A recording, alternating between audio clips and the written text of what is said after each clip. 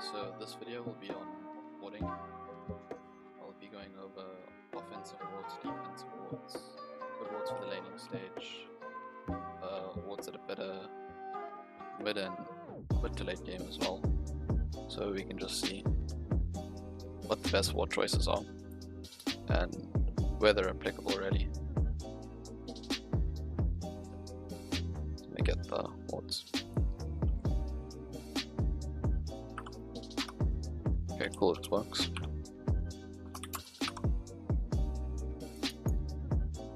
Okay, so I'll start with the dire side. No, I'll start with the radiant defensive laning wards first. So there are a few wards you can place from fog, like without being seen, which is quite important. So for radiant and dire, at the start of the game, you can run into these trees here. Dire, you would run around this way, and then you can run into these trees and place a ward right here. And radiant, you can just run from here and place the ward, and the enemy can't see you place this. You can just place it in the high ground, I guess, for radiant. But the thing is, if you meet a support, a lot of the time the enemy also rushes as a support, and you place yours here and they don't see you, and then you see them place theirs on their side because you placed yours first, you can just get a free D ward. But this again is a common ward spot, but you can place it from fog, which makes it a little harder to D ward. And that's the offensive side in dire. Another place that's nice and radiant is this ward right over here. Yeah, it doesn't really matter on radiant. You can place it here. You can see anyone trying to gank your mid laner there, or anyone rotating in from the side. Also gives you some nice vision of the enemy high ground. Dire, you might want it a little more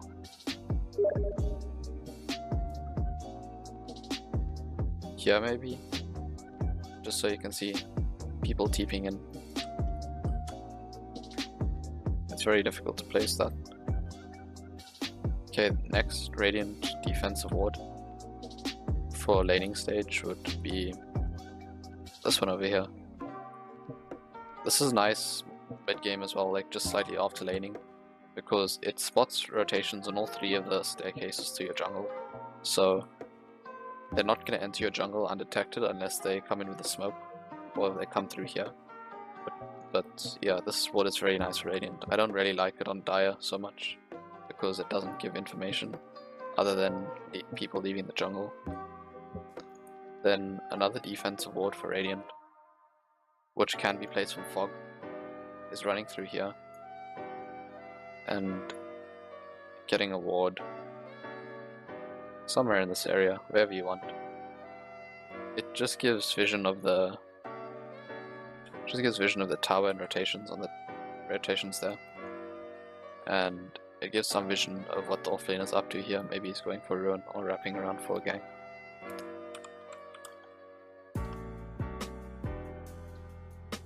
Then for the top lane, for radiant, you might like a defensive ward, you could say. Over here, you always want it in this L shape, just so you can see all the things happening, what the support's up to as the offlaner.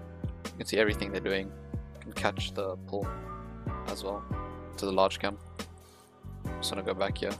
Same story for dire, except dire's one is slightly worse, but you can still see everything. You could also place a dire ward over here or something.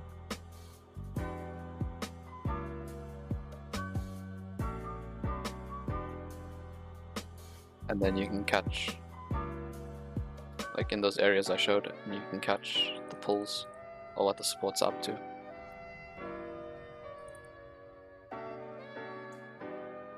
Okay, another offensive ward now. I'll go for those. Oh, never mind. There's another defensive ward I didn't think about. So if you have the Ancient stacked on Radiant, and you've got guys that take it early like Gyrocopter or TA, you can place a ward up here maybe, or over here. One of these two places. Just so you can watch people coming onto the ancient camp. Up here is nice if you think they're gonna contest the ancients. So, I mean not contest, if they're gonna steal it from you, if they ever hear that can steal it, that's very nice. So you can see them going for it, whether they come from that side as well. But if you're just wanting to take the ancients, I feel that a ward down here is probably gonna be better, so you can see them coming from the high ground. And then you have a support maybe standing here to break a smoke if they do come. Then for these ancients, it's very nice defensive ward spot over here, or over here even, behind these trees. You can see everything, and then once again this ward is just brilliant in all ways because it sees everything. You get glimpses onto their high grounds. Like, this is the best ward for Radiant at the stages of the game. It's just that it's really commonly dewarded, so. And then for Dire, a ward anywhere here, it's really good aggro ward. And even here for Radiant, you can place another ward that will spot any people in your jungle. So if this ward is getting dewarded a lot and they are dominating your jungle, you could place a ward over here maybe, so you can spot them coming in from the steps down there, see them farming camps or maybe rotating around there. That's also very nice. And then for Dire, it's very easy to place this ward. It's not going to be spotted really. Gives nice vision of the stairs. See the bounty run, rotations in and out here. It's not bad. Another ward for Dire, or even Radiant. If you're really far behind in Radiant and they've taken your tier 1 and they siege your tier 2, this is a nice ward spot because you can see all their movements here, so they can't wrap and get you on your tier 2. And for Dire, as an aggressive ward when taking their tier 1, you can place this so you can see Radiant's movements here. So it's very nice on both sides depending on the situation.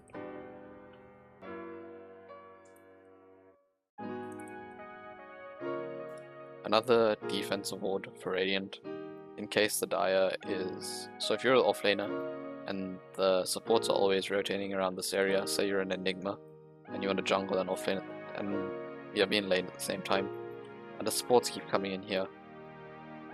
This cliff ward isn't bad. It's okay, you can see the supports there. You can see what's happening in the lane, it's pretty nice. But often you are seeing what's happening in the lane anyway, so your main issue is the supports and you want to see what they're doing. So I think a ward over here is really strong. You can see the camps, or even over here rather, that you can see a bit there by the shrine, and even more rotations coming in and going to middle lane. And that'll prepare you, because all you need is that vision, and if you don't see the supports in lane or there, and they're not mid, they're probably coming to kill you, and you will see them running towards you unless they're smoking. So you can just play a little safer in your jungle spot. Okay, so that's up for the defensive wards for the Radiant early stages of the game. Then I can go for Dire now. So Dire, oh shit, I'm not on the Dire side. It's obviously hitting me. Dire defensive wards would be something like this. You can place this one from behind these trees. They wouldn't see it. And then that gives you vision of anything over here. And it gives you vision of the rotations of the tier 1 tower. And then you can also place another ward as a support on Dire, or anyone on Dire as long as anyone can buy wards. Place it there, same thing. And then a slightly more aggressive ward on Dire is on this cliff, where you can see everything the offlane is up to, and the bounty runs and supports coming in and out. And then a more defensive one is on top of your bounty run, in this area by these rocks, where it gives vision of any rotations coming into your jungle and by a large camp and stairs.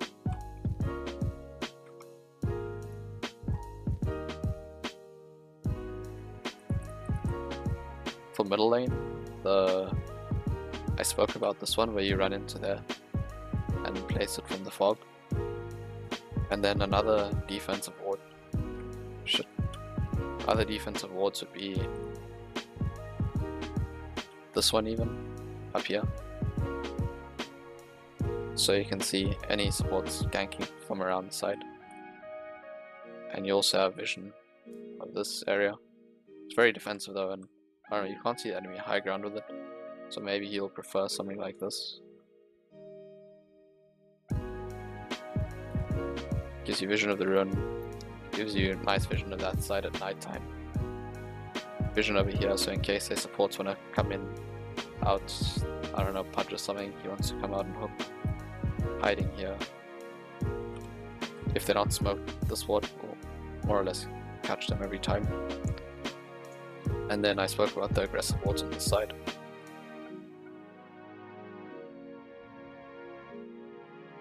Defensive ward is a die-off lane. I spoke about it. This observer that sees that owl, and I spoke about the others as well. So mid-game wards for Radiant, we'll go for those. Mid-game is like a whole, it's driven by the early buy. A pace is set and you gotta keep to that pace, and if you fall behind, you're gonna lose objectives. So mid-game and mid to late game, you're really focused around the Roshan pit and your towers. So wards should normally be spent on places like, if you're the team in front and you're pushing for the objectives, I'm not going to tell you exactly where every time, but when warding you need to understand the place you want a vision of, and what are you going to do with that vision.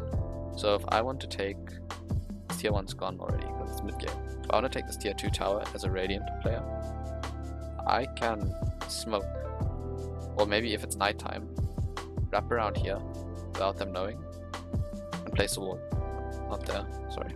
I should have checked the tower aggro. Place a ward there. It's actually interesting. I didn't know towers took so long to kill wards.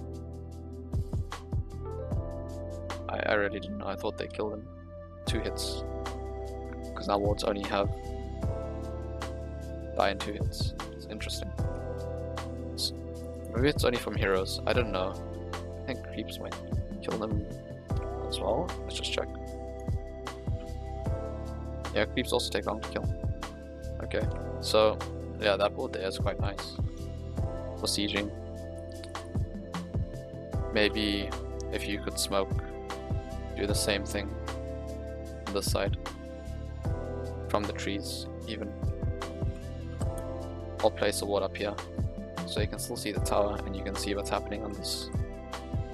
I don't like this cliff ward that much because it always gets dewarded. And it doesn't give as much information as this one right here. You're gonna see shrines, you're gonna see a bit what's happening here, but there. Like the ward in the center here, it just gives a lot more. And then as Radiant pushing for the tier 1, you could get this one as well, which gives a nice vision of the tier 1. What I'm trying to say is just place wards around the places you want to take objectives. And try not to be obvious with them, try and smoke most of the time. And try to just be discreet placing wards. Make sure to place your sentries first. If you do suspect they have a ward in the area, place your sentry, then place the observer after you've dewarded theirs. But if you do deward theirs, don't place in the same spot you place the sentry. So if I'm gonna ward Roshan right now, and I suspect, and we're the winning team, and I want to ward Roshan, and I suspect the Dire might have vision over Roshan. Since we're winning, I don't think the Dire would have any wards here. They wouldn't have the chance to get to this place because we've had a ward. I don't know. I'm just saying that I wouldn't expect them to have to this place. The whole point, what I'm trying to say is, I place a sentry somewhere here, and then maybe even further up, like there or something, and then I can check if they have any vision here. Any vision here? They'll probably have there. Take it down, and then I can place my own ward because we're ahead somewhere like there. So when we're in Roshan, we can see all their rotations there and there, and we can just take it. and they wouldn't see us enter. Of course, we still enter with smoke, but they don't have the vision around the actual pit, so they don't know what's happening. Instead of, let's say, someone who wants to take Roshan, so they just walk up to this place, they place a sentry there, there's no wards here, they're in the lead, so the enemy didn't even have the chance to get there and place the wards. So they check, there's no wards there, they immediately just place an observer there. Meanwhile, the enemy had an observer here the whole time, watching them, that their support placed them high ground. And he saw them place the ward, saw them place the sentry. It obviously means if you place a sentry, you want to get vision of the Roshan area, you're trying to control it. So they come and they fight you in Roshan while you're all there, because you placed your observer here and you can't see them coming in from the high ground. So they come in from the high ground, no smoke, they just run in, kill you, your whole team dies, you lose the game. So you really need to understand how to place your wards and where you should want them, like what do you need vision of at the time. Like if you have the stacks, like if you've stacked your camps 6 times for your gyrocopter, you don't want the enemy getting that stack, so you place wards around your stack so you can control it and make sure the enemy doesn't have vision of this place. It's really common for, I'll just quickly do this again, I didn't say, but it's really common for people in the Dire to just place wards here nowadays. I don't see, in other only low tier games I ever see wards placed up here. Sometimes in higher tier games they run up here and place them fast, but in just a normal game you're gonna get people, I mean you're gonna get, and if it's not just a normal game, you're gonna get people placing a ward like this, which gives so much. They give vision here, it's showing all rotations in this area.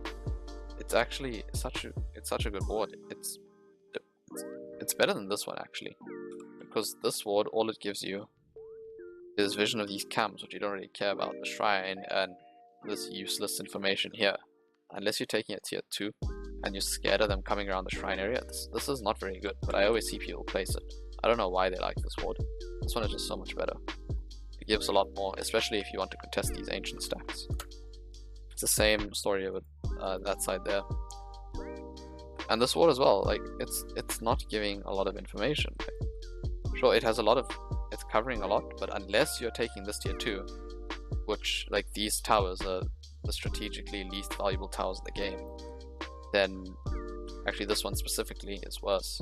But this ward isn't giving a lot of information. Like when you place this and they're not defending their tier 2 bot, you can at least tell, okay, they're not defending tier 2, they're not in this area, they must be in Roshan, because we're taking its bottom tier 2, they have to be in Roshan. Like, where else? What are they doing? They're all missing from the map. Like, that's the kind of information you can get from these wards. And I think that's the main thing. Like, there's no real tutorial for, you can't tell someone where to ward. You have to tell someone why you want to ward. And once they understand why they're warding and what they want to get out of the wards, then they'll decide where to ward themselves, and they'll suddenly understand why placing this ward and having it stay there so overpowered, or why getting a high ground ward early on can mean the easiest siege of your life. Let me just show you that quick. You can get a smoke. Like if you're about to take the tier 2, they don't have vision, you can maybe smoke with your team and then they go do something, and like you just take the tier 2 top, you smoke with your team, they immediately go to Roshan, and you know that you want to take the tier 3s after Roshan and just push objectives like immediately. You Roshan shrine, push objectives. So you smoke after the tier 2, your team goes to Roshan, you run here and place the sneaky ward. They don't know.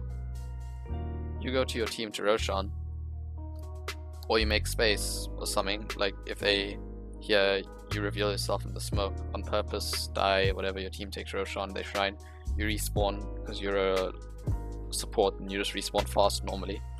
You respawn, you go top, and you've got a, like this is the easiest high ground of your life, you can see everything, like there's almost no high ground advantage anymore, except for the mischance. But it's not a big deal because you can see everything.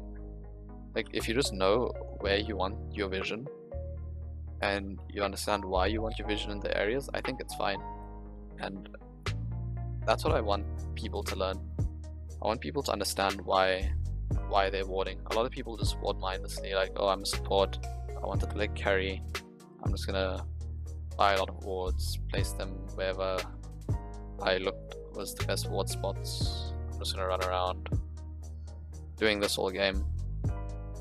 And it really doesn't help. Like, sure, it's nice to have this vision, but it's not optimal. And even if you are placing the wards in the inverted commas optimal positions, it's always situational in every game, and you want wards in different spots depending on what's needed in the game. So what I'm trying to say, and what I've probably got across already, I just keep going on, is understand why you're warding, understand why you're running to certain places and putting them. Early game, there are definitely defined spots where you want the wards, that's why I said those. But mid to late game, there are some places around the objectives, but that's about it. Like, after those objective wards, you don't really have set ward places, they're just situational depending on where you want the vision. I'll say a last few, like there's always this one here for taking the tier 1 top. For taking this tier 1, I like this one more, of Dire. Another one for Dire, it's a copy of Radiant, this, and then a copy of Dire for Radiant is this one here. Okay, so that's all from me in this warding. Hope you guys have a great day.